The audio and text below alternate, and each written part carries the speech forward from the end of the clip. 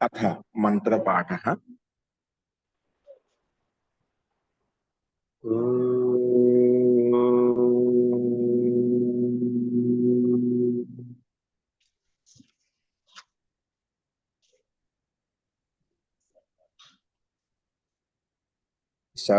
सहनाववतु सहनौ भुनक्तु सह वीर्यं करवावहै तेजस्विनावधीतमस्तु मा विद्विषावहै।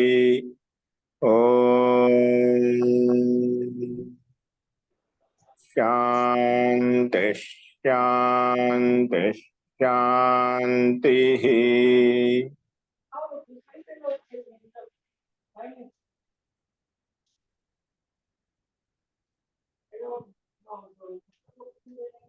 सर्वेभ्यो नमः। अंदरिकी नमस्कारम अंडी।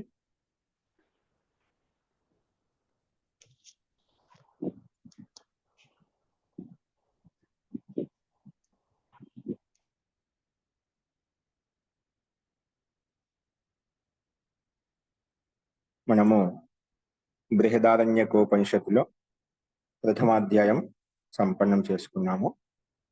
ఈరోజు ద్వితీయ అధ్యాయం ప్రారంభించుకోబోతున్నాము. అందులో ఆ ద్వితీయ అధ్యాయంలో ప్రథమ బ్రాహ్మణం, దీంట్లో 6 బ్రాహ్మణాలు ఉంటాయి ద్వితీయ అధ్యాయంలో. అందులో ప్రథమ బ్రాహ్మణం, ద్వితీయ అధ్యాయ ప్రథమ బ్రాహ్మణ. అందులో అజాతశత్రు బ్రాహ్మణ్ ఏంటి? అజాతశత్రు బ్రాహ్మణ్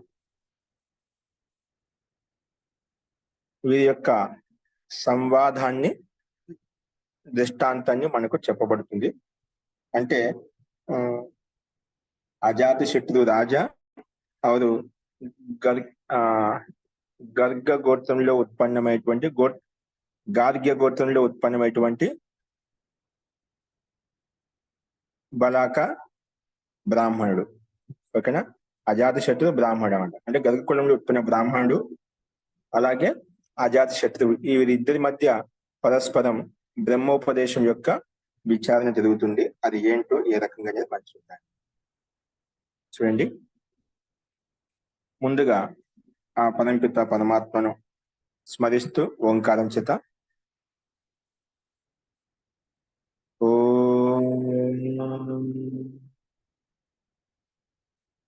ద్రిప్త బలాకిర్ హ అనుచానో గార్గ్య ఆస. ద్రిప్త బలాకిర్ హ అనుచానో గార్గ్య ఆస. స హ ఉవాచ అజాతశత్రుం కాస్యం బ్రహ్మ తే బ్రవాణి ఇతి. స హ ఉవాచ అజాతశత్రుః సహస్రం ఏతస్యాం వాచి దద్మో జనకో జనకో ఇతి వై జనాః ధావంతి ఇతి. ఇక్కడ ద్రిప్త బలాకిర్ హ అనుచానో గార్గ్య ఆస. ద్రిప్త అనే పేరు గల, ఏం పేరండి? ద్రిప్త. ద్రిప్త అంటే ఇక్కడ ఏమర్థం ఇచ్చారంటే, ద్రిప్త అంటే గర్గ. ఇక్కడ ఒక సమయంలో, అట్లా ప్రాచీన కాలంలో ఆ గర్గ గోత్రంలో ఉత్పన్నమైనటువంటి ఒక బ్రాహ్మణుడు ఉండేవాడంట. ఓకేనా? ఆ పేరేమి ఇవ్వలేదు. అతనికి మామూలుగా చాలా మంది బాలాకి అంటారంట. అతను ఏమంటారు? ద్రిప్త అంటే బాలాకి అని అర్థం. అతని పేరు ద్రిప్త బాలాకి. ద్రిప్త అంటే బాలాకి. ఓకేనా? అంటే ఇక్కడ ద్రిప్త అంటే అభిమాని. అభిమాని ద్రిప్త శబ్దానికి అర్థం అంటే అభిమాని. బాలాకి అతని పేరు. అంటే అభిమాని బాలాకి అంటే కొంచెము ఒకప్పట్లో మంచి బాగా పాండిత్యం కలిగి ఉండేవాడు అనమాట. ఒక తెలియకుండా అతను అభిమానం వచ్చేసింది. ఎవరికి? ఈ బాలాకి. ఎవరికి? గర్గ కులంలో ఉత్పన్నమైన బ్రాహ్మణుడు ఎవరైతే ఉన్నారో అతనికి బాలాకి అంటున్నామో. ఆ ద్రిప్త బాలాకి అని పేరు పడిపోయింది. అభిమాని గార్గ్య కులంలో ఉత్పన్నమైన గార్గ్య బ్రాహ్మణుడు. అలాగా అభిమానం ఉండేదంట అతనిలో, అందుకే ద్రిప్త అని పేరు పడిపోయినాడు. ద్రిప్త బాలాకి హ అనూచానో గార్గ్య ఆస. అనూచ అంటే ఒకప్పుడు చాలా మహాన్ పండితుడు అన్నమాట. ఒకప్పట్లో చాలా గొప్ప పండితుడు అన్నమాట. ఆ పాండిత్య కారణంగానే అనుకోకుండా లేదు, తెలిసే మనకు ఒక్కోసారి అభిమానం వచ్చేస్తుంది, అహంకారం వచ్చేస్తుంది తెలియకుండా. ఎందుకంటే మన శాస్త్రం సాహిత్యము చెప్తున్నాం, శాస్త్రంలో కూడా చెప్పుకుంటాము. ఎవరి దగ్గర అయితే డబ్బు ఉంటుందో, ఎవరి దగ్గర అయితే విద్య ఉంటుందో తెలియకుండా ఈ ఈ స్వభావం వచ్చేస్తుందండి. ఎవరైనా సంస్కరణ లేశమాత్రం ఎక్కడైనా ఉన్నా కూడా అది తెలియకుండానే అహంకారం వస్తుంది, అభిమానం వచ్చేస్తుంది. డబ్బు ఉన్నవాడికి తెలియకుండా చూస్తూ ఉంటా, అభిమానంతో మదంగా ఉంటాడనమాట, గట్టిగా ఉంటాడనమాట. అలాగే విద్య ఉన్న వ్యక్తి కూడా నేనే గొప్ప అన్నట్టుగా తెలియకుండా ఒక అభిమానం అతనిలో వచ్చేస్తున్నాడు. ఇతను కూడా గార్గ్య బ్రాహ్మణుడికి కూడా అనుచాను గార్గ్యాస అంటే ఒకప్పుడు బాగా అనుచానుడు అంటే బాగా ప్రసిద్ధి చెందినటువంటి పాండిత్యం కలిగినటువంటి బ్రాహ్మణుడు ఉండేవాడు. ఆ బ్రాహ్మణుడు అంటే ఆ గర్గ కులంలో ఉత్పన్నాడు, గార్గ్య అంటున్నాడు. గర్గ కులంలో ఉత్పన్నమయ్యాడు కాబట్టి గార్గ్య అంటున్నాం. అందుకే అనుచానహ ఒకప్పుడు ఉండేవాడంట, గార్గ్య ఆశ ఉండేవాడు. అప్పుడు ఆ గార్గ్య సహ ఉవాచ అతను చెప్పాడు. ఏం చెప్తున్నాడు? అజాత శత్రు అంటే అజాత శత్రు అంటే ఎప్పుడు అతనికి శత్రు ఉత్పన్నం కాదు అటువంటి రాజా. ఆయన కాలంలో ఆయనకు శత్రువు అనేవాడు లేడంట. అంటే ఆ రాజ్యాన్ని ఆ రకంగా పరిపాలించాడు. రాజా ఆ రకంగా నీతి నియమాలతో ఉండేవాడు అనమాట. ఇప్పుడు ఎక్కడ కొంచెం ఏదైనా లేశ మాత్రం స్వార్థం ఉండి అక్కడ అతనికి శత్రువులు ఉత్పన్నం అవుతాడు. ఎటువంటి శత్రుత్వం లేదనమాట. అంటే ఇతని పట్ల, ఈ రాజు పట్ల అందరూ కూడా అనుకూలంగా ఉండేవాళ్ళు, ప్రియంగా ఉండేవాళ్ళు, స్నేహంగా ఉండేవాళ్ళు, అందరూ కలిసిమెలిసిపోయేవాళ్ళు అనమాట. అందుకే అజాత శత్రువు అటువంటి రాజు ఇతనికి ఎటువంటి శత్రువే లేడంట, అటువంటి ప్రసిద్ధమైనటువంటి రాజా. ఉవాచ ఆ బ్రాహ్మణుడు చెప్తున్నాడు, అజాత శత్రుం కాశ్యం అంటే ఆ కాశీ దేశం యొక్క రాజు అంట. ఎవరు? కాశీని పరిపాలించేవాడు. కాశీని పరిపాలించే రాజు పేరు కూడా ఏమీ లేదు, అజాత శత్రువుని పేరు పడిపోయిందన్నమాట. ఎందుకు? అతనికి ఎటువంటి చుట్టుపక్కల ఎవరు కూడా శత్రువు ఉండేవాడు కాదు, ఎవరు నిందించే వాళ్ళు కాదన్నమాట. అందరూ ప్రజల కాంచి ఆ చుట్టుపక్కల ఉండే రాజులు కూడా అందరిని గౌరవించే వాళ్ళు, ఆదరించే వాళ్ళు అనమాట. ఆ రకంగా రాజ్యాన్ని ఈయన పరిపాలించేవాడు అంట, ఉత్తమంగా పరిపాలించేవాడు. అందుకే కాశ్యం అంటే కాశీ యొక్క రాజా. అజాత శత్రుం కాశ్యం బ్రహ్మతే బ్రవాణి. అజాశత్రుని కాశ్యప రాజుకి నేను బ్రహ్మ యొక్క ఉపదేశం చేస్తానని చెప్పి ఈ గార్గ్య బ్రాహ్మణుడు చెప్పాడు అనమాట. ఏం చెప్పాడు? నీకు బ్రహ్మతే బ్రవాణి, నీకు బ్రహ్మ విషయంలో ఉపదేశిస్తాను, బ్రహ్మజ్ఞానం ఇస్తా అని చెప్పి ఏం చెప్పాడు? వెళ్ళి ఈయనే గార్గ్య బ్రాహ్మణుడు అతని దగ్గరికి వెళ్ళి అజాత శత్రు దగ్గరికి వెళ్ళి చెప్పాడు అనమాట. ఉవాచ ఈ మాట చెప్పగానే అజాత శత్రు ఏం చేశాడు? చెప్పారు, శత్రు లేటువంటి రాజా అంటున్నాడు, మంచి గొప్పవాడు అనమాట, మంచి జ్ఞానం కలిగిన వ్యక్తి కాబట్టి ఉవాచ ఏమన్నా అంటే అజాత శత్రు ఉవాచ ఈ మాట చెప్పగానే అజాత శత్రు సహస్రం ఏతస్యాం వాచి నువ్వు కేవలం ఈ మాట చెప్పినందుకు నీకు 1000 గావులు దానం చేసేస్తా అని చెప్పాడు. ఏం చెప్పాడండి? కేవలం మాట చెప్పిన, నీకు బ్రహ్మోపదేశం చేస్తానని మాట చెప్పినందుకు నీకు 1000 గావులు 1000 ఆవులు ఇచ్చేస్తాను అని చెప్పి 1000 ఆవులు ఇచ్చేసామంట. ఎవరికి? గార్గ్య బ్రాహ్మణుడికి. ఓకేనా? అర్థమవుతుందని విషయము?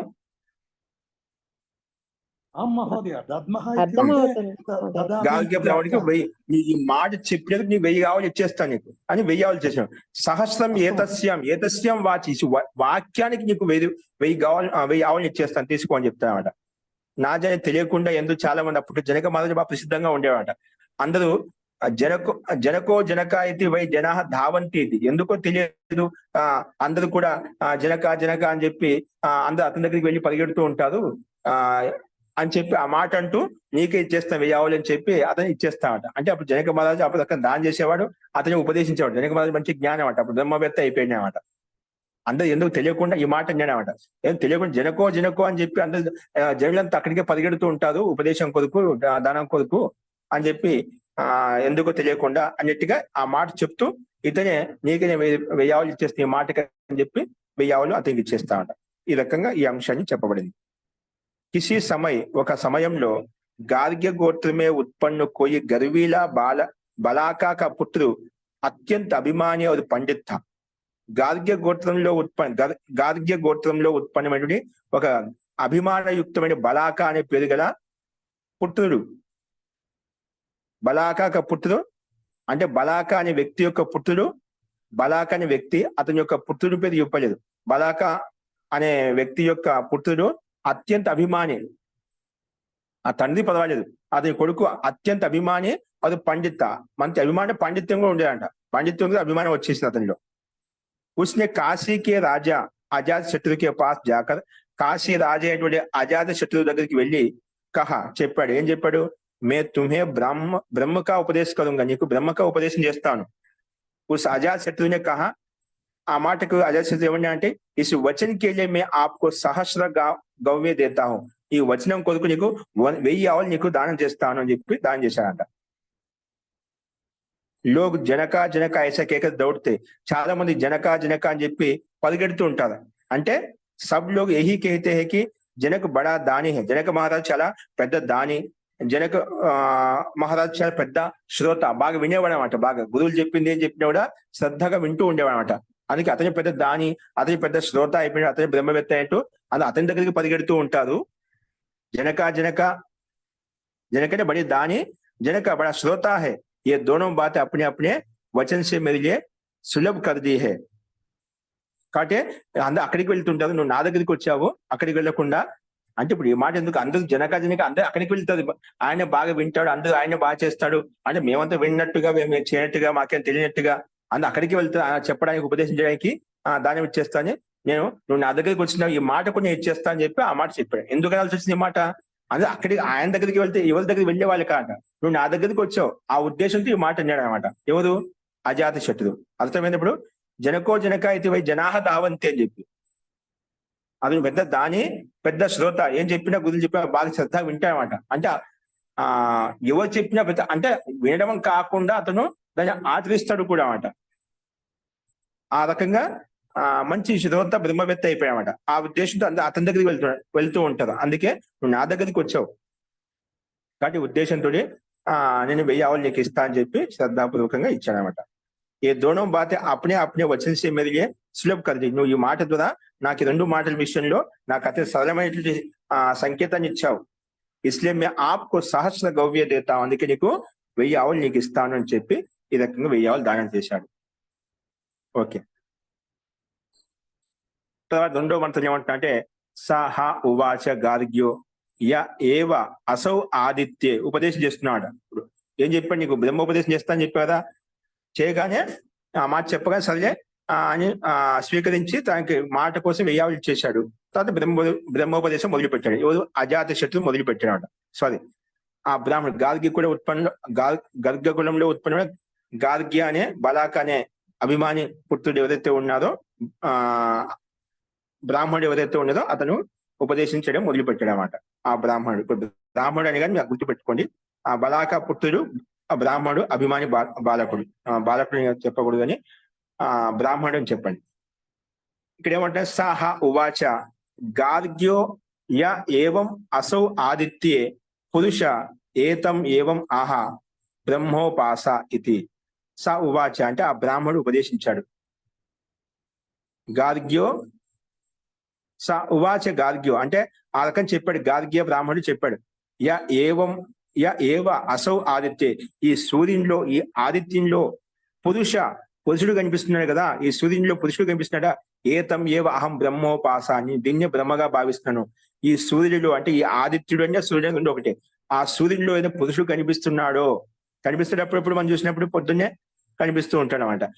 ఈ సూర్యుడిలో ఏ పురుషుడు కనిపిస్తున్నాడో ఏతం ఏవ అహం బ్రహ్మ ఉపాస, ఇతను బ్రహ్మగా భావించి ఉపాసన చేస్తున్నాను. బ్రహ్మ ఉపాస ఇది, బ్రహ్మగా ఉపాసన చేస్తున్నాను, అందుకే నువ్వు కూడా బ్రహ్మగా భావించి ఉపాసన చెయ్యి అని చెప్పి ఉపదేశించాడు.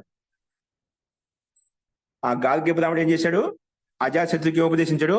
ఈ సూర్యునిలో కనిపించే పురుషుడు ఎవరైతే ఉన్నదో ఆ పురుషుడినే నేను బ్రహ్మగా భావించి ఉపాసన చేస్తాను, కాబట్టి నువ్వు కూడా దాన్ని బ్రహ్మగా భావించి ఉపాసన చెయ్యి అని చెప్పి ఉపదేశించాడు అనమాట.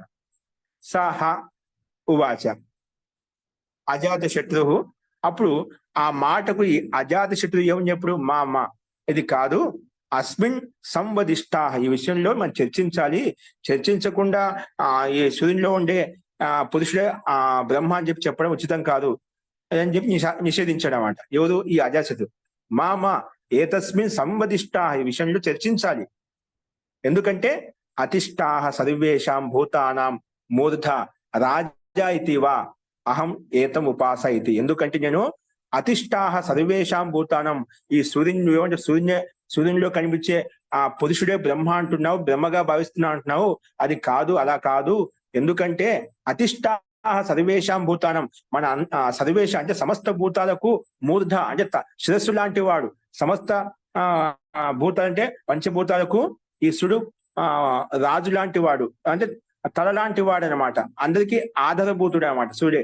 అన్ని గ్రహాలకు నక్షత్రాలకు అన్నిటికీ ఆ మూర్ధ తల ఏ విధంగా ముఖ్యమైనది ప్రధానమైందో ఈ సమస్త బ్రహ్మాండానికి సూర్యుడు ప్రధానభూతమైనటువంటి వాడు అనమాట.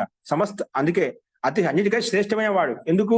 సర్వేషాం భూత సమస్త భూత మూర్ధ లాంటి వాడు, తల లాంటి వాడు. అందుకే రాజా అతనే రాజుగా భావిస్తాను. అందుకంటే ముఖ్యమైన వాడు కాడు, ఇతని రాజుగా భావిస్తాను, బ్రహ్మగా కాదు.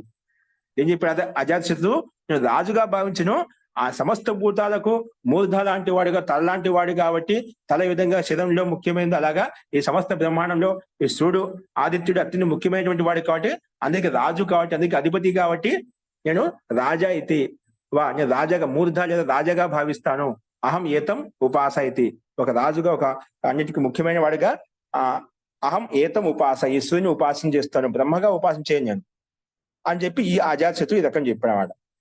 స య ఏతం ఉపాస్తే, కాబట్టి ఎవరైతే ఈ రకంగా ఏతం ఈ రూపంలో, రాజా రూపంలో అందరికీ ప్రధానమైన వాడని చెప్పి భావించి ఈ రకంగా తెలుసుకొని ఎవరైతే ఉపాసన చేస్తారో, స య ఏతం, ఏతం అంటే ఏతం ఆదిత్యం, ఏవం ఉపాస్తే అంటే అజాతశత్రువు సమస్త భూతాలకు అధిపతి, సమస్త భూతాలకు ముఖ్యమైన, సమస్త భూతాల కంటే ముఖ్యమైన వాడు కాబట్టి అన్నిటికీ రాజా స్వామిలాగా ఉన్నాడు కాబట్టి ఇతని ఆ రకంగా నేను భావిస్తాను.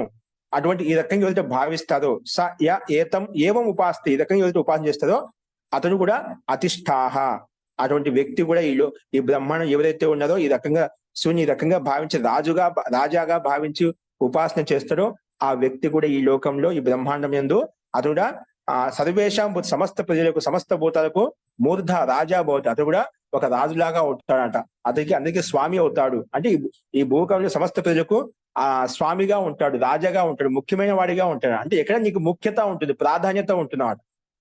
ఏంటి? నీళ్ళు ముఖ్యత ఉంటుంది.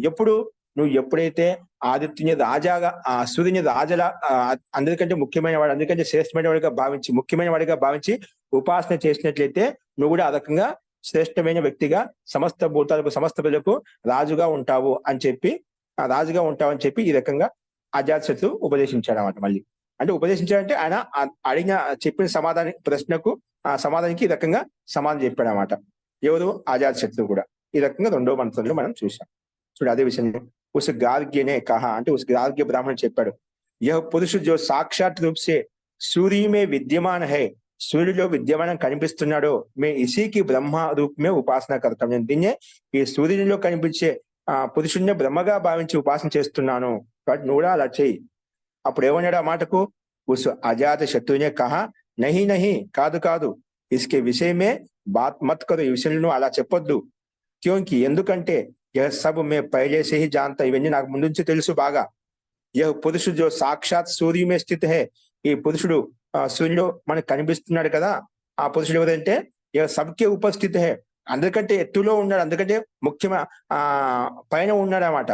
సమస్త భూతోంకే ప్రాణియోంకే మస్తక్ और రాజా హై, సమస్త భూతాలకు సమస్త ప్రాణులకు సమస్త బ్రహ్మాండంలో ఉండే భూతాలకు అలాగే పిండంలో ఉండే సమస్త ప్రాణులకు అన్నిటి కూడా మస్తకం లాంటి వాడు, తల లాంటి వాడు. అందరికీ రాజా లాంటి వాడు, రాజస్వరూపుడు. కాబట్టి మే ఐసా సమజ్గా తీసుకు ఉపాసన కర్త, అందుకే నేను అదే రూపంలో నేను రాజాగా భావించి నేను ఉపాసన చేస్తాను. జో పురుషు ఇస్ ప్రకార ఉపాసన కర్త, అందుకే ఏ వ్యక్తి అయితే ఈ రకంగా ఈ పురుషుని ఇదే విధంగా రాజుగా భావించి ఉపాసన చేస్తారో వహు సమస్త ప్రాణియోం మే శ్రేష్ఠ, సమస్త ప్రాణియోం మే శిరోమణి అవును రాజా హోతా హై. అందుకే అటువంటి వ్యక్తి ఈ భూమండలం మీద, భూలోకం మీద కూడా సమస్త ప్రాణులకు సమస్త జీవులకు శ్రేష్టంగా, సమస్త జీవుల కంటే శ్రేష్టంగా ఉంటాడు. ఈ సమస్త ప్రాణుల్లో శిరోమణి ముఖ్యమైన వ్యక్తిగా ఉంటాడు, ప్రధానమైన వ్యక్తిగా ఉంటాడు, ఒక రాజాలాగా ఉంటాడు అని చెప్పి ఈ రెండవ మంత్రంలో మనం చెప్పుకున్నాం. అందుకే అతిష్ఠాహ సర్వేషాం భూతానం మూర్ధ రాజావా భవతి, మూర్ధ రూపంలో లేదా రాజ రూపంలో ఉంటాడని చెప్పి ఈ రెండవ అంశం చెప్పుకున్నాం. చూడండి మళ్ళీ మూడో మంత్రంలో ఏమంటున్నారో, స హ ఉవాచ గార్గ్యో. అప్పుడు ముందుగా ఇప్పుడు ఆదిత్య తర్వాత మళ్ళీ ఇంకో ఉపదేశం చేస్తున్నాడు. స హ ఉవాచ గార్గ్యో, ఆ గార్గ్య మహర్షి, ఆ గార్గ్య బ్రాహ్మణుడు మళ్ళీ చెప్పాడు, యా ఏవ అసౌ చంద్రే పురుష. సరే సూర్యునిలో నువ్వు కాదని చెప్పావు, ఈ చంద్రునిలో పురుషుడు కనిపిస్తున్నాడు కదా, చంద్రుడిలో ఏ పురుషుడైతే కనిపిస్తున్నాడు, యా అసౌ చంద్రి, ఈ చంద్రుడిలో పురుష ఏతం ఏవ అహం బ్రహ్మోపాస, నేను బ్రహ్మగా భావిస్తున్నాను. ఈ చంద్రుడి యందు ఏదైతే పురుషుడు కనిపిస్తున్నాడో, చంద్రునిలో ఏదైతే పురుషుడు కనిపిస్తున్నాడో నేను చంద్రుడిని బ్రహ్మగా ఉపాసన చేస్తున్నాను. బ్రహ్మోపాస ఇది. కాబట్టి నువ్వు కూడా అతన్ని బ్రహ్మగా భావించి ఉపాసన చెయ్యి. ఆ మాట చెప్పగానే మళ్ళీ స హ ఉవాచ అజాత శత్రు, మళ్ళీ వెంటనే ఆ అజాత శత్రు ఈ మాటకు వెంటనే చెప్పాడు ఆవిడ. స హ ఉవాచ అజాత శత్రు మామ ఏతస్మిన్ సంవదిష్టా, ఈ విషయంలో మనం అలా సంవదించాలి, విచారించాలి, అలా చెప్పకూడదు. ఎందుకంటే బృహన్ పాండరావసాహ పాండరావాసాహ పాండరావాసాహ సోమో రాజా ఇతి అహం ఏతం ఉపాస ఇతి. బృహన్ ఇక్కడ మనకి ఏదైతే పాండరావాస అంటే ఇక్కడ అందరికీ ప్రకాశం ఇస్తున్నాడు.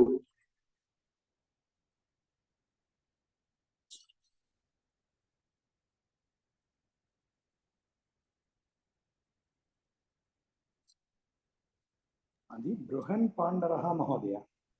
బృహన్ పాండరహ అంటే బడా శ్వేత్ వస్త్రధారి అని ఇచ్చాడు.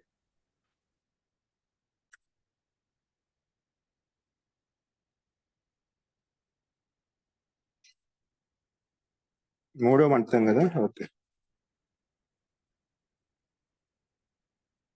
సహ ఉవాచ గార్గ్య, ఆ గార్గి చెప్పాడు, యా ఏవం అసౌ చంద్రే పురుష, ఆ చంద్రుడిలో అంతర్యామి పురుషుడు ఆత్మ ఎవరైతే కనిపిస్తున్నారో, పురుషుడు కనిపిస్తున్నారో, ఏతం ఏవ అహం బ్రహ్మ ఉపాసే, దాన్ని బ్రహ్మగా భావిస్తున్నాను. ఇది ఈ రకంగా చెప్పాడు. సహ సంవదిష్టాహ, అదే చెప్పావో ఆ విషయంలో మనం చర్చించాలి. సంవదిష్టాహ, ఆ విషయంలో మనం సంవాదం చేయాలి, విచారించాలి. విచారించకుండా మనం చెప్పకూడదు. అలా కాదు. ఎందుకంటే నేను ఏ రకంగా భావిస్తుంటే బృహన్ బడా మహాన్ అంటే బృహన్ అంటే పాండర వాసాహ, పాండర వాస అంటే చాందిని రూపం, అంటే శుభ్ర వస్త్రాలతో దానం చేయబడినది. పాండర అంటే శుభ్రమైనటువంటి వస్త్రాలు, స్వచ్ఛమైనటువంటి వస్త్రాలు, శ్వేతవర్ణమైన వస్త్రాలు, వాసాహ అంటే వస్త్రాలు. ఇక్కడ అంటే పాండర వాసాహ, పాండర అంటే స్వచ్ఛమైన నిర్మలమైన శ్వేతవర్ణంతో యుక్తమైన వాస వస్త్రాల్లో, అంటే వస్త్ర రూపంలో శుభ్రమైన వస్త్రం దానం చేసి ఉన్నాడంటే ప్రకాశంతో యుక్తుడే ఉన్నాడు. అందుకే సోమహ అంటున్నాము. కాబట్టి నేను ఆ రూపంలో శుభ్రమైన స్వచ్ఛమైన నిర్మలమైనటువంటి గుణాలతో యుక్తమై ఉన్నాడు. అందరికీ ప్రకాశాన్ని ఇస్తున్నాడు, అందరికీ శీతలత్వాన్ని ఇస్తున్నాడు. అందుకే సోమ రూపంలో నేను భావిస్తాను. పాండర వసాహ సోమహ, అందుకే సూర్యుని ఆ రకంగా నేను భావిస్తాను. అందుకే ఇతను రాజాగా అంటే ఈ విధంగా ప్రజలకు రాజా అనే ప్రకాశం ఇస్తూ అందరికీ అవన్నీ చేస్తుంటే, అలాగా నేను ఈ చంద్రునిలో కనిపించే పురుషుని ఆ రకంగా భావిస్తాను. సోమ రాజా అని చెప్పి నేను భావిస్తాను. ప్రకాశవంతుడు కాబట్టి, అందరికీ ప్రకాశం ఇస్తుంటాడు కాబట్టి. ఇతివై, ఈ రూపంలో అహం ఏతం ఉపాసి, ఈ రూపంలో నేను ఇతన్ని ఉపాసన చేస్తాను అనమాట. ఒక సోమ రాజ రూపంలో అందరికీ ప్రకాశం ఇస్తుంటాడు కాబట్టి ఈ రూపంలో నేను ఇతన్ని ఉపాసన చేస్తాను. కాబట్టి స యహ ఏతం ఏవం ఉపాస్తే, ఎవరైతే ఈ రకంగా ఈ సోమ రాజరూపంలో ఉపాసన చేస్తారో ఈ చంద్రుడిని, ఒక రాజరూపంలో అందరికి ప్రకాశం ఇస్తాడు, అందరికి రాజరూపంలో ఉన్నా అని చెప్పి ఇదే రకంగా తెలుసుకుని ఎవరు ఉపాసన చేస్తారు, అతనికి ఎటువంటి ఉపలబ్ధి కలుగుతుందంట. సహ యహ ఏతం ఏవం ఉపాస్తే, ఈ రకంగా ఉపాసన చేసినట్లయితే అహహ అహహ సుతః ప్రసుతః భవతి, అతడు దిన ప్రతిదినం నిశ్చయంగా సుతః ప్రసుతః అంటే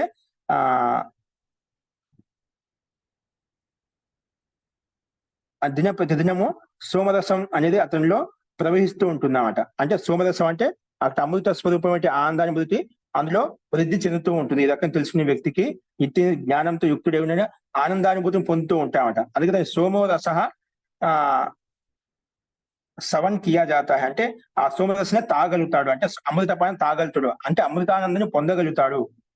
అంటే దిన ప్రతిదినం అతను సుతః ప్రసుతః అంటే విశిష్టమైన సవనాన్ని, అంటే సోమరసాన్ని, ప్రసుత విశిష్టమైనటువంటి రసాన్ని ఆ తాగలుగుతాడు, అమృతపానం తాగలుగుతాడు అంటే అమృతానందాన్ని పొందగలుగుతాడు. నా అస్య అన్నం క్షీయతే, అలాగే ఇతనికి ఎటువంటి ఆ అన్నవి క్షీణించదన్నమాట. ఇతను ఎల్లప్పుడూ పుష్కలంగా సమగ్ర ఐశ్వర్యంతో అన్నాలు ధనధాన్యాలతో యుక్తుడై ఉంటాడు అని చెప్పి ఈ విధంగా అజాత్ శత్రువు బ్రాహ్మణ్తో మళ్ళీ ఇలా అన్నాడనమాట. అంటే दिन प्रतिदिन सोमरस बहता है, खूब बहता है, इसके यहाँ अन्न की कमी नहीं होती. అటువంటి సోమపానం నిరంతరంగా అది ప్రవహిస్తూ ఉంటుంది ఇతనిలో. ఇతని కుటుంబంలో ఎక్కడ కూడా, ఇతని రాజ్యంలో ఎక్కడ కూడా, ఆ వ్యక్తి యొక్క రాజ్యం కానీ ఆ కుటుంబంలో ఎక్కడ కూడా అన్నకి లోపం ఉండదు. అన్నం అనేది క్షీణించదు. అన్నము నిరంతరంగా వృద్ధి చెందుతూ ఉంటుంది. ఎందుకంటే ఆ చంద్రుని యొక్క కళ ప్రకాశం స్థితిలో ఏ విధంగా ఒక కళ పెరుగుతూ వృద్ధి చెందుతూ ఉంటుందో, అలాగే సోమరసం యొక్క స్థితి కూడా నిరంతరం పెరుగుతూ ఉంటుంది. ఇతని యొక్క ఐశ్వర్యం కూడా, అన్నాది పదార్థాలు కూడా నిరంతరంగా పెరుగుతూ ఉంటాయి అని చెప్పి ఈ రకంగా అజాత శత్రువు ఈ రకంగా ప్రస్తావించడమాట. అంటే ఎవరైతే చంద్రునిలో ఉండే సూర్యుడిని ఒక రాజాగా అందరికి ప్రకాశవంతుడిగా భావించి ఉపాసన చేస్తుందో అటువంటి వ్యక్తికి అతడు అన్నాది పదార్థాలతో పుష్కలంగా ఉండగలుగుతాడు. అతనికి అన్నం ఎప్పుడు క్షీణించదు, ఉత్తరోత్తరంగా వృద్ధి చెందుతూ ఉంటాడు అని చెప్పి ఈ 3వ అంశంలో చెప్పుకున్నాం. అందుకే బృహన్ పాండర వాసాహ సోమో రాజా అంటే సోమ స్వరూపం చెప్పుకున్నాం. అంటే దానితో రాజాగా భావించాం. సోమో లేదా రాజా ఇది అహం ఏతం ఉపాస ఇది, ఈ రకంగా అతను ఉపాసన చేస్తున్నాను. కాబట్టి ఇలా ఉపాసన చేసిన వ్యక్తికి ఏ ఉపలబ్ధి కలుగుతుందంటే సా యా ఏతం ఏవం ఉపాసన, ఈ రకం ఉపాసన చేసినట్లయితే అర్హర్ హర్ హర్ అంటే ప్రతిదినం అన్నమాట. హర్ హర్ అర్హర్ నిశ్చయంగా అహహ అహహ, ఇక్కడ హరహర కాదు అహహ, అక్కడ రేపం ఉన్నమాట. అహహ అహహ అంటే ప్రతిదినము. ఇక్కడ రేపములో ఉండే ఆకారం అనేది దానికంటే ముందు విసర్గం తీసుకోవాలి. అహహ అహహ సుతః ప్రసుతః భవతి, అతను ప్రతినిత్యము ఒక సోమామృతాన్ని తాగలుగుతాడు, అమృతాన్ని చేయగలుగుతాడు.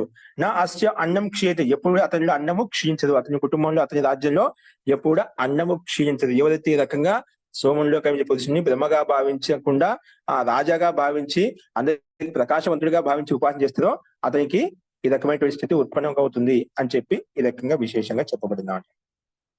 గార్గి బోలా जो पुरुष चंद्रमा में स्थित है, जो चंद्रमा में स्थित पुरुष ఎవరైతే ఉన్నారో मैं इसी की ब्रह्म రూపంలో ఉపాసన చేస్తాను. उस అజాత్ శత్రువునే కహా నహి అలా కాదు, ఎందుకంటే ఈ విషయంలో బాత్ మత్ కరు, ఈ విషయంలో అలా చెప్పొద్దు నువ్వు. ఎందుకంటే యహ్ సబ్ మే పహలే సే జానతా, ఇవన్నీ నాకు ముందుగానే తెలుసు. చంద్రమాలో స్థితమైన ఈ పురుషుడు మహాన్ శుక్ల వస్త్రధారి, ఈ చంద్రుడిలో కనిపించేటువంటి ఆ పురుషుడు అంటున్నారా మహాంతమైన శుక్ల శ్వేత వస్త్రాన్ని ధరించినటువంటి సోమో రాజు, శ్వేత వస్త్రం ధరించినటువంటి ఒక స్వచ్ఛమైనటువంటి నిర్మలమైన రాజా. నేను అదే రూపంలో, రాజ రూపంలో అందరికి ప్రకాశం ఇచ్చేటువంటి రూపంలో ఇसी ప్రకారం మేము ఇసుకి ఉపాసన కడతాము, ఒక రాజ రూపంలో నేను ఉపాసన చేస్తాను. జో ఇసుకి ఇస్ ప్రకారం ఉపాసన కర్త, ఎవరైతే ఈ రకంగా ఇతనికి ఉపాసన చేస్తారో అంటే ఆ చంద్రునికి ఉపాసన చేస్తారో ఉస్కే నిత్య ప్రతి అంటే ప్రతిరోజు సోమసుత మరియు ప్రస్తుత సోమసుత ప్రస్తుత హోతా హై అంటే ప్రతినిత్యం అమృతపాన్ తాగలుగుతాడు. తథా ఉనక అన్ను క్షీణ హోతా, అంతానికి అన్నము క్షీణించదు అని చెప్పి ఈ అంశాన్ని చెప్పారు. అదేవిధంగా భాషార్థం కూడా ఇచ్చారు. అస్తు. నెక్స్ట్ చూడండి 4వ మంత్రం వచ్చేసి సాహ ఉవాచ గార్గ్యో యా ఏవం అసౌ విద్యుతి పురుష ఏతం ఏవ అహం బ్రహ్మోపాస ఇతి. సాహ ఉవాచ అజాత శత్రుః మామ ఏతస్మిన్ సంవదిష్టాః తేజస్వీతి వా అహం ఏతం ఉపాస ఇతి. స య ఏతం ఏవం ఉపాస్తే తేజస్వి హా భవతి, తేజస్విని హా అస్య ప్రజా భవతి. అదేవిధంగా స హా ఉవాచ గార్గ్యో బ్రాహ్మణుడు ఎవరిని అంటే యా ఏవ అసౌ, ఇందులో అసౌ విద్యుత్, ఈ విద్యుత్లో కనిపించే పురుషుడు, విద్యుత్ మనం ఒక విద్యుత్ మెరుస్తూ ఉంటుంది కదా, ఆ విద్యుత్లో కనిపించే పురుషుడు ఎవరైతే ఉన్నారో ఏతం ఏవ అహం బ్రహ్మ ఉపాస ఇది, ఇతను బ్రహ్మగా భావిస్తున్నాను. ఏతం ఏవ అహం బ్రహ్మ ఉపాస, బ్రహ్మగా భావిస్తున్నాను. సహ ఉవాచ అప్పుడు కాబట్టి నువ్వు కూడా బ్రహ్మగా విద్యుత్లో కనిపించే పురుషుని బ్రహ్మగా భావిస్తున్నాను కాబట్టి నువ్వు కూడా బ్రహ్మగా ఇతన్నే భావించు ఇలాగే బ్రహ్మగా భావించి ఉపాసన చేయి ఉపదేశించినప్పుడు ఎవరు ఆ బ్రాహ్మణుడు గార్గ్య బ్రాహ్మణుడు గర్గ కులంలో గార్గ్య బ్రాహ్మణుడు అజాత శత్రువుకు ఉపదేశించినప్పుడు దానికి వెంటనే ఏం చెప్పాడు అజాత శత్రు ఏమని అంటే సహ ఉవాచ అజాత శత్రు మామ ఏతస్మిన్ సంవదిష్ట. ఈ విషయంలో మనం చర్చించాలి, విచారించాలి. అలా చెప్పని కాదు, అలా చెప్పకూడదు. ఎందుకంటే ఈ నువ్వు విద్యుత్ యొక్క పురుషుని నేను ఎలా భావిస్తా అంటే తేజస్వి ఇది అహం ఏతం ఉపాస ఇది. నేను తేజస్వి అని చెప్పి ఉపాసిస్తున్నాను. అంటే విద్యుత్ అనేది తేజవంతంగా ఉంటుంది, అత్యంత ఓజోవంతంగా ఉంటున్నమాట. నేను తేజస్విగా భావిస్తాను. ఎవరిని? ఆ విద్యుత్లో కనిపించే పురుషుని తేజస్విగా భావిస్తాను.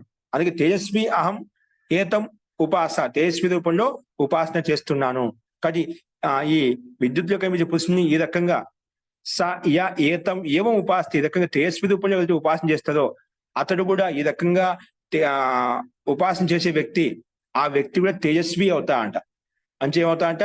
తేజస్వి అవుతా, తేజవంతుడు అవుతా అంట. తేజస్వి హా భవతి.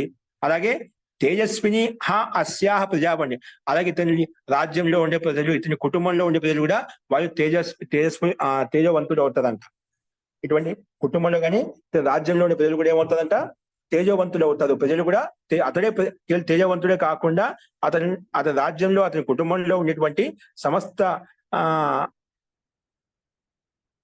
వ్యక్తులు ఏదైతే ఇతని యొక్క ఆధీనంలో ఉన్నదో వాళ్ళంతా కూడా తేజవంతులు అవుతారని చెప్పి ఇక్కడ ఈ మంత్రాంశం ద్వారా చెప్పబడింది. కాబట్టి ఇక్కడ మూడవ రకంగా ఉపదేశం చేసాడు గార్గ్య బ్రాహ్మణుడు. విద్యుత్లో కనిపించే పురుషుని బ్రహ్మగా భావించిన కూడా అలాగే చేస్తున్నా అంటే కాదండి, అలా కాదు. దాని విషయంలో మనం సంవాదం చేసుకోవాలి. ఎందుకంటే నేను ఇతన్ని తేజస్విగా భావిస్తాను, తేజస్వి రూపంలో ఉపాసన చేస్తున్నాను. ఈ రకంగా తేజస్విగా భావించి ఎవరైతే ఉపాసన చేస్తారో అతడు తేజస్వి అవుతాడు.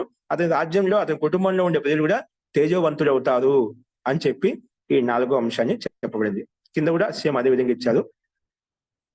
గార్గ్య బోలా యహ్ జో పురుష విద్యుత్ మే స్థిత్ హై మే ఇసీకి బ్రహ్మ రూపంలో ఉపాసన చేస్తాను.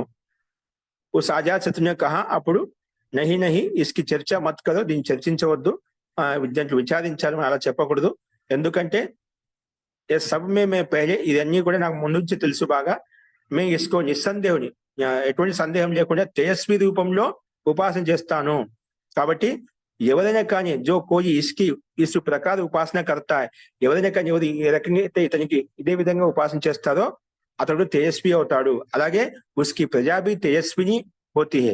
ఉస్కి ప్రజాభి అంటే అతని కులంలో, అతని రాజ్యంలో ఉండే ప్రజలు తేజస్వివంతులు. ప్రజాకార్థము ఒకటి వారి యొక్క సంతానము తీసుకోవచ్చండి. అంటే ఆ వ్యక్తి యొక్క సంతానం కూడా తేజవంతులు అవుతారు. ప్రజలు ఎలాగా ఆ రాజ్యాన్ని పరిపాలించాలంటే ఆ ప్రజలను కూడా ఆ రకంగా తేజవంతులు చేయగలుగుతారు. కానీ ముఖ్యంగా ఇక్కడ ఆ ప్రజ అంటే సంతానం, ఆ వ్యక్తి యొక్క సంతానం కూడా తేజవంతులు అవుతారు. అంటే అతనిలాగా ప్రకాశవంతులు అవుతారు. తేజస్వి కలిగిన వాళ్ళ యొక్క విద్యతో ప్రకాశయుక్తులు అవుతారు అని చెప్పి ఇక్కడ తాత్పర్యం తీసుకోవాలండి. అసలు ఈ రకం 4వ అంశాన్ని చూశాము. నెక్స్ట్ 5వ మంత్రంలో మళ్ళీ ఉపదేశిస్తున్నాడు. ముందే చెప్పాడు సూర్యునిలో కనిపించే పురుషుడే బ్రహ్మగా భావించని చెప్పాం, కాదు అని చెప్పుకున్నాం. నేను అతని రాజరూపంలో భావిస్తున్నాను. అట్లా రాజాగా భావించి ఎవరైతే ఉపాసన చేస్తే అతడు మంచి రాజాగా అందరిలో కీర్తింపడతా అని చెప్పుకున్నాం. రెండో ఏం చెప్పుకున్నాము? రెండో దాంట్లో నేను చంద్రుడిలో కనిపించే పురుషుడు బ్రహ్మగా భావించి నేను కూడా అలాగే చేస్తున్నా అంటే కాదని, చంద్రుడు ప్రకాశవంతుడు, అందరికీ సోమ రూపంలో అందరికి ప్రకాశం ఇస్తుంటాడు. ఇతను రాజరూపంలో ఉంటాడు కాబట్టి అలాగే ఉపాసన చేస్తున్నాను. కాబట్టి ఇదకే ఎవరితో ఉపాసన చేస్తుందో అతడు కూడా అందరికి ప్రకాశం ఇస్తాడు అని చెప్పి మనం చెప్పుకున్నాం అనమాట. అతనికి అమృతానందాన్ని పొందగలుగుతాడు. అతనిలో కుటుంబంలో అతని రాజ్యాలు ఎక్కడ అన్నం అనేది క్షీణత్వం ఉండదు, అన్నం క్షీణించదు, అంటే సకల సమృద్ధి అనేది ఉంటుంది అని చెప్పుకున్నాం. మళ్ళీ మూడో రకంగా విద్యుత్లో కనిపించే పురుషుడే బ్రహ్మగా భావించబడినప్పుడు కాదు, ఆ బ్రహ్మని తేజస్వి రూపంలో ఉపాసన చేస్తాను. కానీ ఈ రకంగా తేజస్వి రూపంలో ఉపాసన చేస్తాం అతడు కూడా తేజస్వి అవుతాడు. వాళ్ళ ప్రజలు కూడా అంటే వాళ్ళ సంతానం కూడా తేజవంతులు అవుతారని చెప్పి ఈ రకంగా మనం ఉపదేశించుకున్నాం అంట. ఇప్పుడు మళ్ళీ ఇంకే రకంగా ఉపదేశిస్తున్నా అంటే సహ ఉవాచ గార్గ్యో ఏవం ఆకాశే పురుష ఏతం ఏవ అహం బ్రహ్మ ఉపాస ఇది. సహ ఉవాచ అజాత శత్రు మామ ఏతస్మిన్ సంవదిష్టాః పూర్ణం అప్రవర్తీతి. పూర్ణం అప్రవర్తీతి.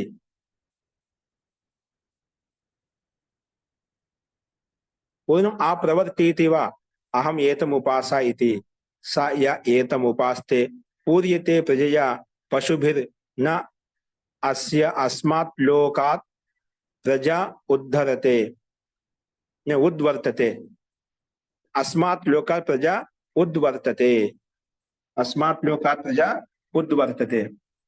ఇక్కడ ఏమంటున్నా అంటే సహ ఉవాచ గార్గ్య, ఆ గార్గ్య బ్రాహ్మణుడు ఏం చెప్పంటే యా ఏవం అయం ఆకాశే పురుష, ఆకాశంలో కనిపించే పురుషుడు ఏదైతే ఉన్నారో అతనే బ్రహ్మగా భావిస్తాను కాబట్టి కూడా బ్రహ్మగా భావించు అని ఉపదేశించినప్పుడు వెంటనే అజాత్ శత్రువు అన్నాడు. సహ ఉవాచ అజాత్ శత్రువు మామా ఏతస్మిన్ సంవదిష్ట, ఈ విషయంలో మనం విచారించాలి. ఎందుకంటే పూర్ణం ఆ ప్రవర్తీతి, పూర్ణం ఆ ప్రవర్తీతి అంటే పూర్ణంగా లేడు ఏమాట. ఏంటి ఇక్కడ నువ్వు ఎవరైతే చెప్పావు ఆకాశంలో ఉన్న పురుషుడు బ్రహ్మగా చెప్తున్నావు కదా, కానీ ఇక్కడ పూర్ణం ఆ ప్రవర్తీతి, ఇక్కడ ఏమంటున్నాడు పూర్ణం ఆ ప్రవర్తి అంటే స్వయంలో అప్రవర్తి, ఇతను గతిశూన్యంగా ఉంటుంది. ఆకాశం గతిశీలంగా ఉంటుందా? మనకు జల మహాభూతం అగ్ని మహాభూతం గతిశీలంగా ఉండి కనిపిస్తాయి, కానీ ఆకాశం అంతా విస్తరించి వ్యాపించి ఆకాశంలో అవకాశం ఏదైనా గతిశీలంగా ఉందా? ఎక్కడ ఉందో అలాగే ఉంది. దీంట్లో ఏమైనా మార్పులు వస్తున్నాయా? నేను ఇక్కడి నుంచి అక్కడికి, అక్కడి నుంచి ఇక్కడ ఏమైనా మార్పు కనిపిస్తుంది ఆకాశం అంటే ప్రవృత్తి లేదు ఇందులో. జల మహాభూతంలో ప్రవృత్తి ఉంది, అగ్ని మహాభూతంలో ప్రవృత్తి ఉంది, వాయు మహాభూతంలో ప్రవృత్తి ఉంది. అలా ఆకాశ మహాభూతంలో ఏదైనా ప్రవృత్తి ఉందా? ఏదైనా కదలిక ఉందా? ఏదైనా చేష్ట ఉందా?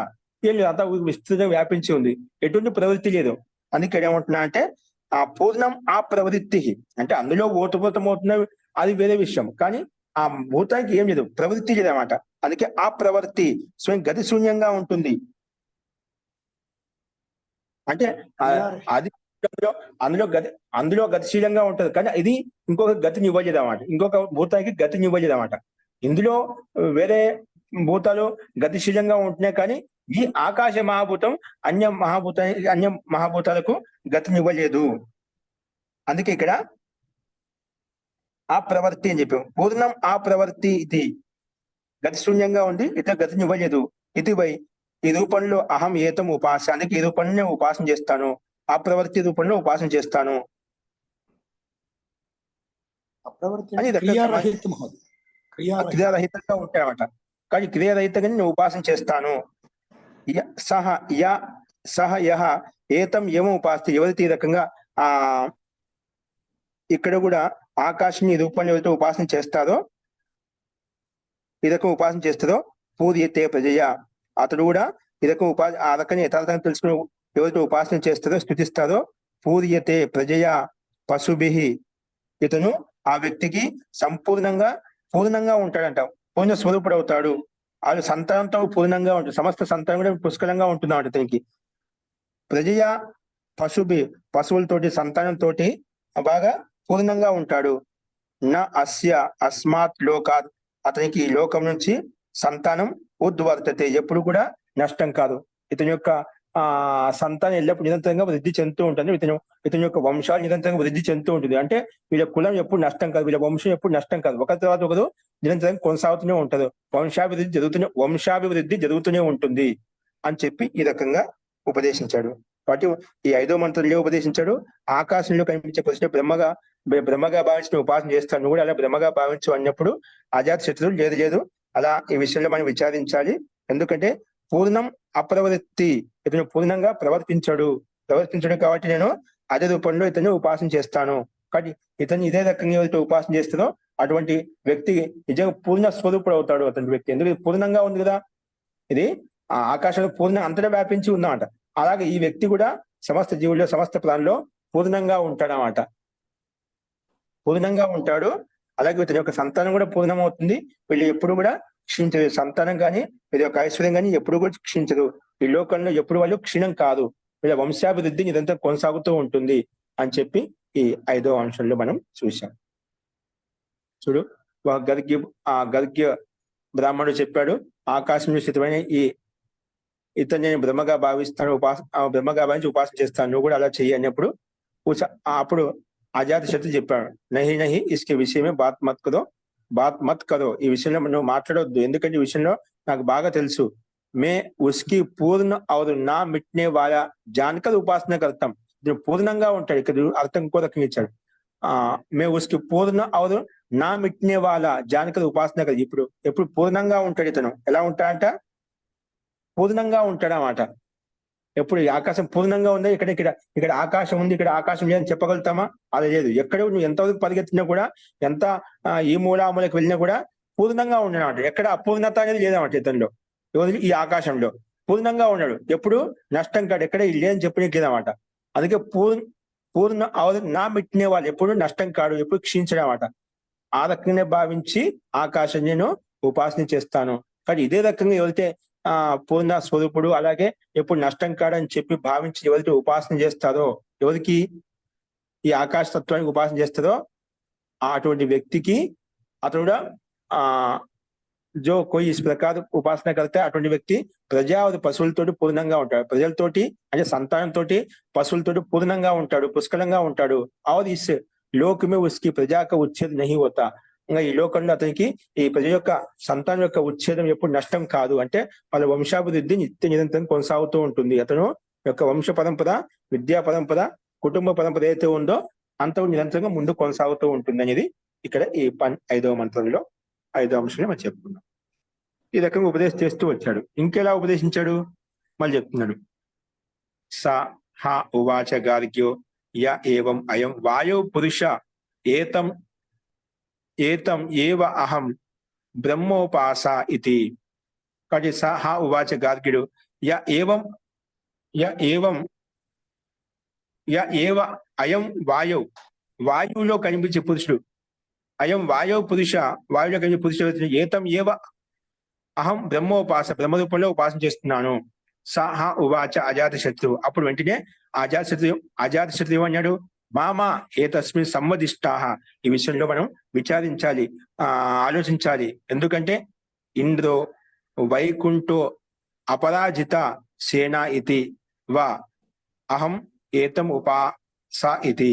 నేను ఇంద్రో వైకుంఠం, ఇంద్రుడు ఏ విధంగా వైకుంఠాన్ని అపరాజిత గెలిచాడో అంటే అపరాజిత సేన అంటే పరాజితం కాటువంటి ఇంద్రుడు అన్ని వైకుంఠాన్ని గెలిచాడు కదా. అపరాజిత సేన ఇది అంటే ఇంద్రుడు అందరిని జయించిన వాడు. ఇంద్రుడు ఏంటి? అందరిని జయించిన వాడు. ఇక్కడ ఏంటి? ఇక్కడ వాయువు అంటే వాయువులో కంటే పురుషుడు ఏదైతే ఉన్నదో నేను బ్రహ్మగా భావిస్తున్నా అని చెప్పాడు. అప్పుడు దానికి కాదు, అలా విషయం అలా చెప్పకూడదు. ఎందుకంటే ఇక్కడ ఆ వాయువు అంటే ఇక్కడ ఇంద్రుడు అనమాట, గతిశీలంగా ఉంటాడు అన్నమాట.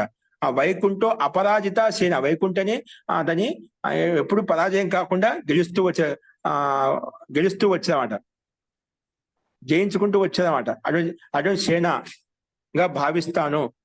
సేన ఇది అహం ఏతం ఉపాసే ఇది అని ఈ రూపంలో నేను ఉపాసన చేస్తాను. స ఏతం ఏవం ఉపాసతే. ఎవరైతే ఈ రకంగా ఈ వ్యక్తి ఇదే రూపంలో ఉపాసన చేస్తుందో అంటే అపరాజితుడు అంటే ఎప్పుడు జయిస్తూ ఉంటాడు అనే భావంతో అయితే ఉపాసన చేస్తుందో, అదే రూపాన్ని తెలుసుకుని ఉపాసన చేస్తుందో జిష్ణురు హ అపరాజిష్ణురు భవతి. అన్యతః అత్యాజీ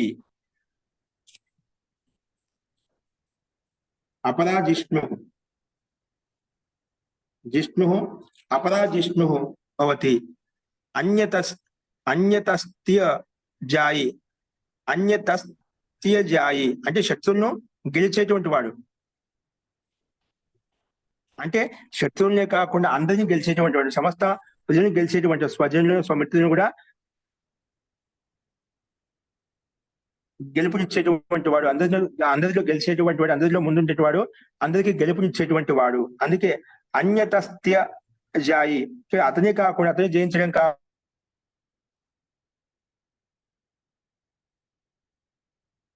కూడా జయాన్ని కలిగిస్తూ ఉంటాడు అని చెప్పి ఇక్కడ ఈ రకంగా నేను ఉపాసన చేస్తున్నాను. కాబట్టి ఎవరికి ఈ రకంగా ఉపాసన చేస్తా అతను కూడా జయశీలుడుగా ఆ సమస్త భూమండలం, ఆ సమస్త ఈ లోకం యందు అతను అందరిని జయిస్తాడు, అందరికీ జయాన్ని కలిగజేస్తాడని చెప్పి ఇక్కడ ఈ అంశంలో చెప్పబడింది అన్నమాట.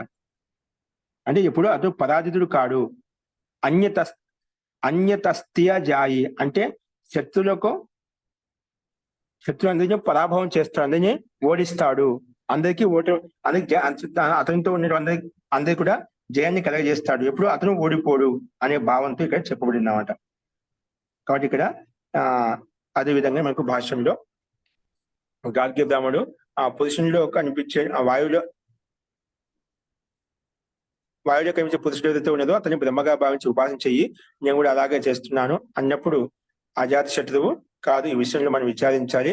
ఎందుకంటే ఇంద్రుడు వైకుంఠ మరియు అపరాజిత సేన, ఇంద్రుడు వైకుంఠము అపరాజితమైన సేన భిన్న భిన్నంగా ఇచ్చారట. ఇంద్రుడు వైకుంఠము అంటే మోక్షధామము, అదే అపరాజిత ఎప్పుడు పరాజితంగా సేన. ఇस रूप से ఉపాసన కర్తాం. ఇక్కడ ఆ వాయువుని ఏ రకంగా తీసుకున్నాం, 3 రకాలు తీసుకున్నామట. ఆ వాయువులో కనిపించే పురుషుణ్ణి అతను ఇంద్ర స్వరూపుడు, అలాగే వైకుంఠ స్వరూపుడు, వైకుంఠ ధామంతో యుక్తుడై ఉన్నాడు. అలాగే అంటే అంత ఆ రకంగా అన్ని రకాలుగా గతిశీలంగా ఉంటాడు అనమాట వైకుంఠ స్వరూపుడు. అలాగే అపరాజిత సేన, ఎప్పుడు పరాజితం కానటువంటి వాడు, ఎప్పుడు ఓటమి పొందేటువంటి వాడు. ఈ రూపంలో నేను ఉపాసన చేస్తాను. ఎవరిని? ఆ వాయువులో కనిపించే పురుషుని ఈ రూపంలో నేను ఉపాసన చేస్తాను, ఈ రకంగా భావించి ఉపాసన చేస్తాను. కానీ ఎవరైతే ఈ రకంగా జో కోయి ఇస్ ప్రకార ఉపాసన కర్త, ఈ రకంగా తెలుసుకుని ఉపాసన చేస్తుందో అతడు కూడా విజయి, ఎప్పుడు విజయం పొందుతాడు. కవి నా హారనే వాళ్ళు, ఎప్పుడు ఓడిపోడు.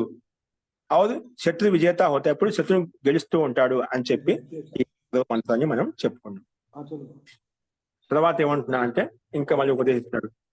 సహ ఉవాచ గార్గ్యో య ఏవం అయం అగ్నౌ పురుష ఏతం ఏవం అహం బ్రహ్మోపాస ఇది. ఇప్పుడు మళ్ళీ ఏమన్నా అంటే గార్గ్య బ్రాహ్మణుడు అగ్నిలో కనిపించే పురుషుడు ఏదైతే ఇతని బ్రహ్మగా భావించి ఉపాసన చెయ్యి. అప్పుడు సాహ ఉవాచ అజాత శత్రు మామా ఏతస్మిన్ సంవదిష్టాహ. దీంట్లో అలా చెప్పకూడదు, మనం విచారించాలి. ఏంటంటే విషాసహిరితి వా అహం ఏతం ఉపాస ఇది.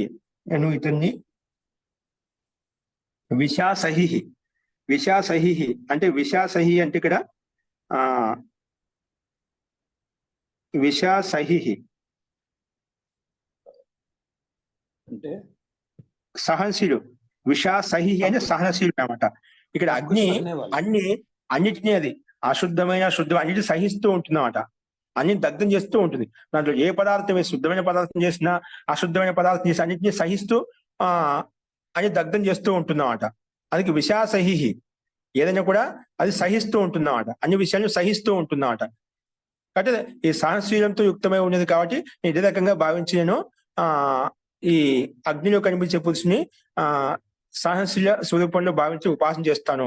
కాబట్టి ఎవరైతే ఈ రకంగా విషాసహి ఇది అహం ఏతం ఉపాసే ఇది, ఈ రకంగా ఉపాసన చేస్తున్నాను. కాబట్టి ఏతం ఏవం ఉపాస్తే ఎవరైతే ఈ రకంగా సహనశీల రూపంలో ఉపాసన చేస్తారో, అంటే అగ్నిలో కనిపించే పురుషుని సహనశీల రూపంలో ఎవరైతే అదే విధంగా తెలుసుకుని ఉపాసన చేస్తారో అతడు కూడా విషాసహిర్ భవతి, నిశ్చయంగా అతడు సహనశీలుడు అవుతాడు, క్షమించేవాడు అవుతాడు, వినమ్రుడు అవుతాడు. అలాగే విషాసహిరి అస్య ప్రజా భవతి, అలాగే వాళ్ళ కుటుంబంలో వాళ్ళ సంతానం కూడా, వాళ్ళ ప్రజలు కూడా అదేవిధంగా సహనశీలుడు అవుతారు అని చెప్పి, అలా అతనే కాకుండా అతని సంతానం కూడా, అతని ప్రజలు కూడా అందరూ సహనశీలుడు అవుతారని చెప్పి ఇక్కడ ఈ మంత్రాంశంలో చెప్పబడింది. కాబట్టి ఆ గార్గ్య బ్రాహ్మణుడు ఏమైనా ఉపదేశించాడు, అగ్ని కమించే పురుషుడే బ్రహ్మగా భావించు, నేను ఉపాసన చేస్తున్నాను కాబట్టి నువ్వు కూడా బ్రహ్మగా ఉపాసన చేయని చెప్పినప్పుడు వెంటనే కాదు ఈ విషయంలో మనం విచారించాలి. ఎందుకంటే यह सब मैं पहले से ही जानती हूँ, నాకు ముందుగా తెలుసు. इसकी तो मैं వైకుంఠ तथा इंद्र की ना हारने वाली सेना, इसकी तो मैं వైకుంఠము తథా ఇంద్రుడికి నా హారనే వాళ్ళ సేన, ఇంద్రుని యొక్క సేన అంటే ఇంద్రుని యొక్క సేన ఎప్పుడు ఓడిపోదనమాట. నా హారనే వాళ్ళ సేన, అలాగే మరుత్ యొక్క అంటే వాయు యొక్క సేన ఆ రూపంలో భావించి ఉపాసన చేస్తున్నాను. కానీ ఇదే రకంగా ఎవరైతే ఈ రకంగా తెలుసుకుని ఉపాసన చేస్తారో వాళ్ళు నిశ్చయంగా జీతనే స్వరూపు వాళ్ళ, గెలిచేట స్వభావం కలిగిన వాళ్ళు అవుతారు. కవి నా హారనే వాళ్ళు, ఎప్పుడు వాళ్ళు ఓడిపోదు, ఓడిపోయిన స్వభావం అతనిలో వాళ్ళకు ఆ రకంగా ఉండదు. తథా అప్పుడు శత్రువం కో జీతనే వాళ్ళ, ఎప్పుడు తన శత్రువుని గెలుస్తూ ఉంటారన్నమాట. అది ఉస్కి ప్రజా భీ ఐసే హీ హోతీ, అతని యొక్క ప్రజ కూడా ఎప్పుడు నిత్య నిరంతరంగా గెలుస్తూనే ఉంటుంది, వాళ్ళ సంతానం నిత్య నిరంతరం గెలుస్తూనే ఉంటారని చెప్పి ఈ రకంగా ఈ అంశంలో మనకు చెప్పబడింది అన్నమాట. మహోదయ అది వాయుది మహోదయ. తర్వాత అగ్నిది వచ్చేసి మీరు చెప్పాల్సింది వాయు. స స హ ఉవాచ. ఏదో మాట్లాడుతున్నట్టున్నారు మధ్యలో, నాకు వినిపించడం లేదు. అది వాయువుది మహోదయ మీరు చదివింది, అగ్నిది చదవలేదు మీరు. వాడు అగ్ని చెప్పి వాయువు భావార్థం చదివారు.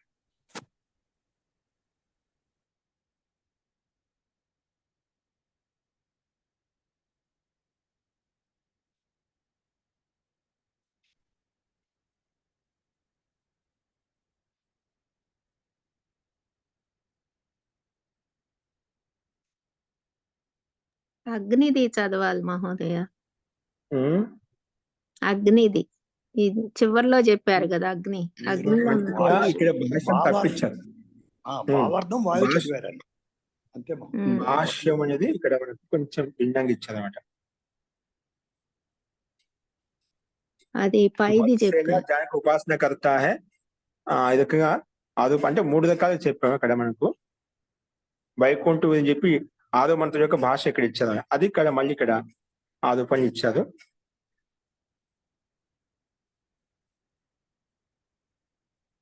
అగ్ని అంటే సబ్కు సహనే వాలా అని చెప్పారు కదా మహోదయ. అది మనం చెప్పుకోవాలి. మనం ముందుది చదివారు అంతే, అంతకని తప్పేమి లేదు.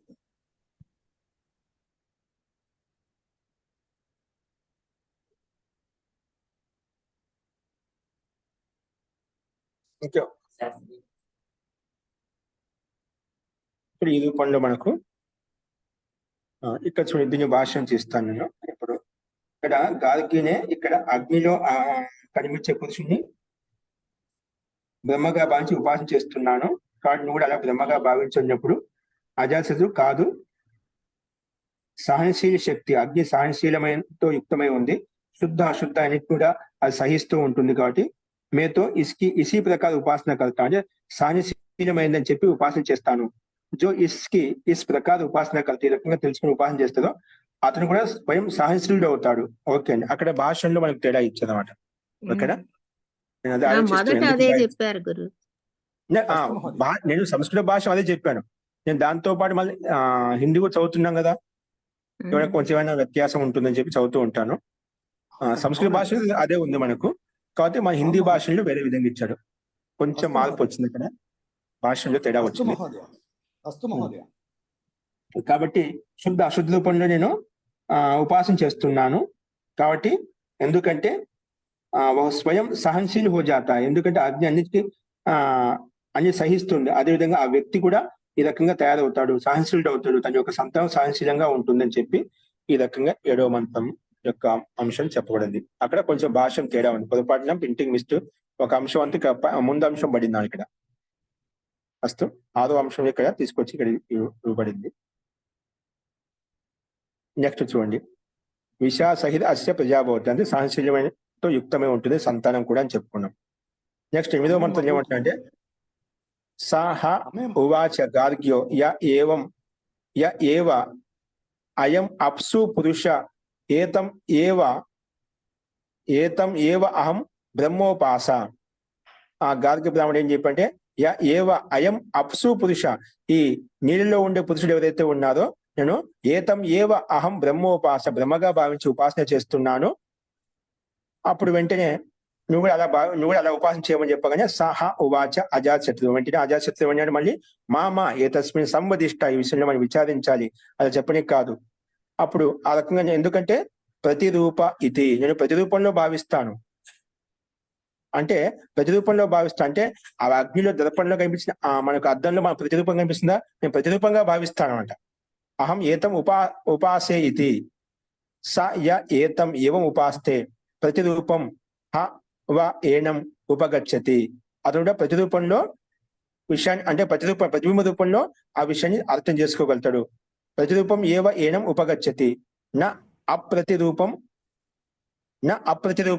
అథ అప్రతిరూపో అస్మాత్ జాయతే, న అప్రతిరూపం అస్మాత్ జాయతే. కాబట్టి ఈ నీళ్ళలో కనిపించే ప్రతిరూపం ఏదైతే ఉందో ఇక్కడ ఏవం అప్సు పురుష ఏతం ఏవ అహం బ్రహ్మోపాస, ఈ నీళ్ళలో కనిపించే నీళ్ళలో పైన ప్రతిబింబం చూసుకుంటాం కదా, నీళ్ళలో కనిపించే ప్రతిబింబం ఏదైతే ఉందో అదే బ్రహ్మగా భావిస్తాను, ప్రతిరూపంగా భావిస్తాను. కాబట్టి నువ్వు కూడా అలాగా భావించు అని చెప్పినప్పుడు దానికి సమాధానంగా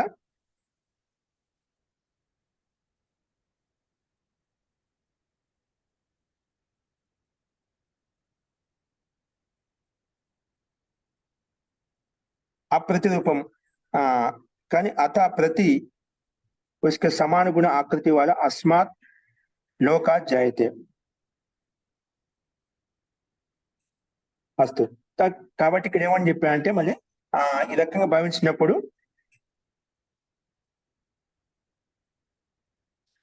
అనుకూల్ తత్వ హై సబ్కో బానే వాలి వస్తువు హై. ఇది అనుకూలమైన తత్వం అంటే అందరికీ అనుకూలమైనది.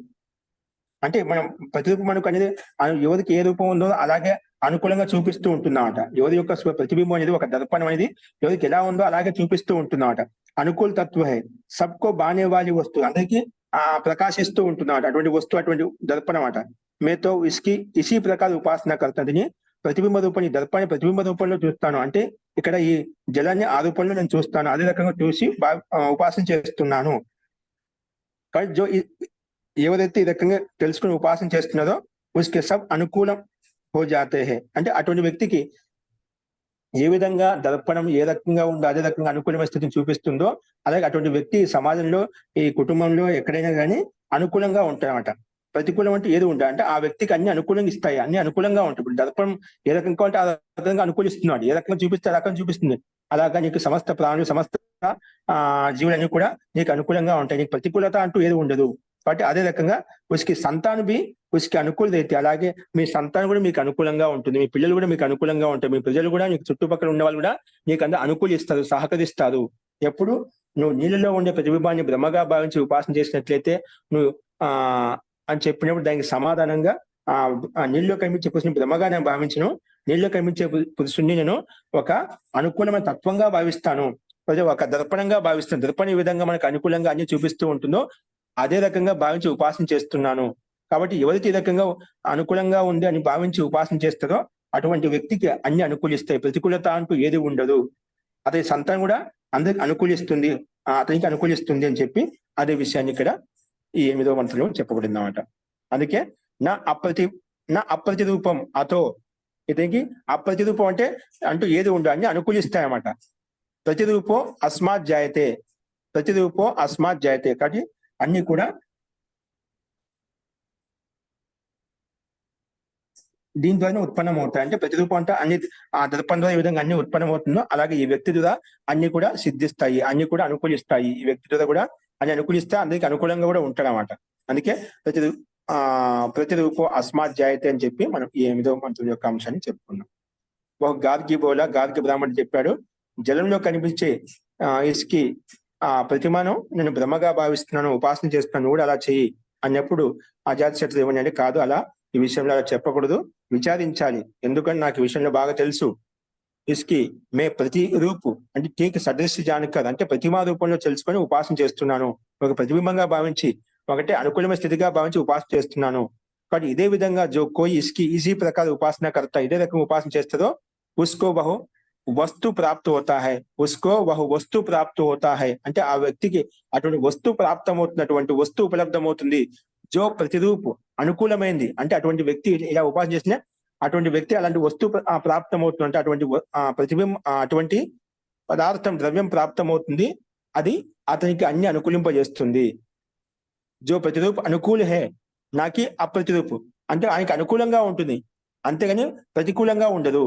और प्रतिरूप అంటే अपने सदृशी इसे ही పుట్టు ఉత్పन्न హోతా. అలాగే ఇతనికి సదృశ్యంగానే అనుకూలంగానే అందరూ వారి యొక్క సంతానం, వారి కుటుంబం, వారి రాజ్య ప్రజలంతా కూడా అనుకూలిస్తారు, ఇతను అందరికీ అనుకూలంగా ఉంటాడు అని చెప్పి ఈ రకంగా ఈ 8వ మంత్రం ఈ అంశాన్ని మనం ప్రస్తావించుకున్నాం.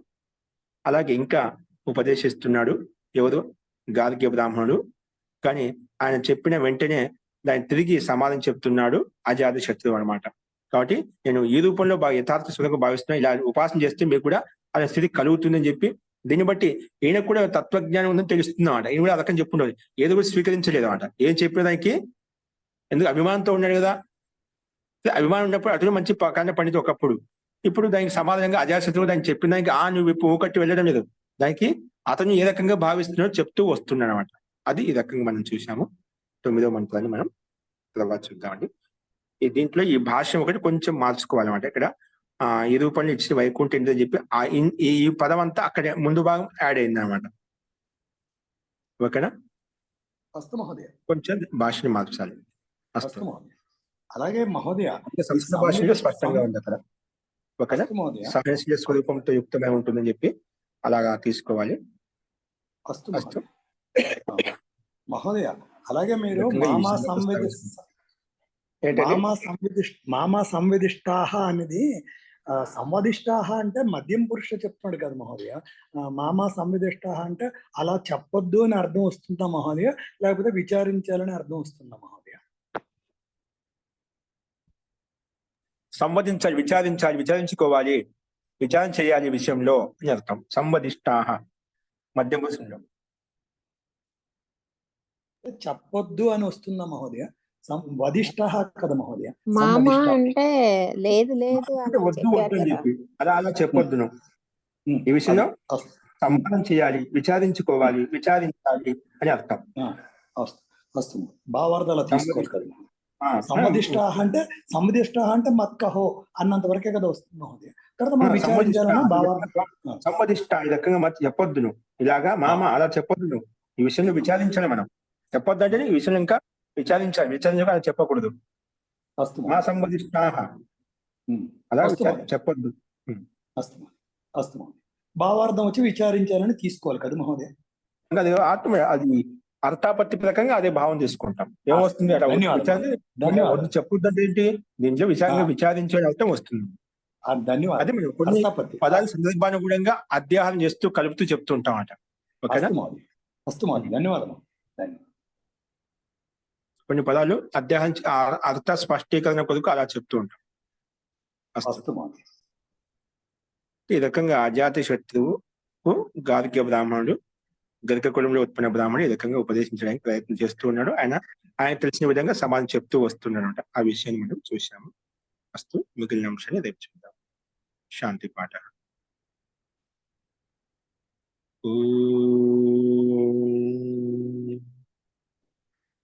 సర్వే భవంతు సుఖినః, సర్వే సంతు నిరామయాః, సర్వే భద్రాణి పశ్యంతు, మా కశ్చిత్ దుఃఖభాగ్ భవేత్.